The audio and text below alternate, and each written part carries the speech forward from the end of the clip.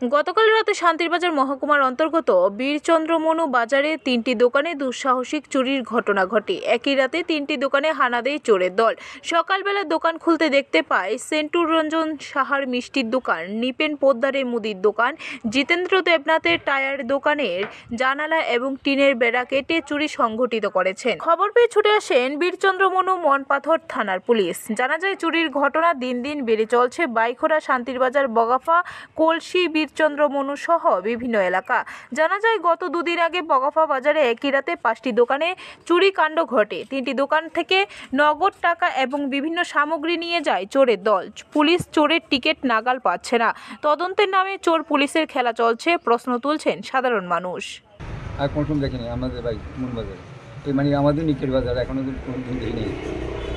আমাদের মনে করো এই সেন্টুটার দোকানের চুরিটা হলো মানে অদ্ভুত ব্যাপার। আমার এটা তো বেড়াঘাটটা ঢুকছে, কিন্তু ওইটা কী চুরি হলো।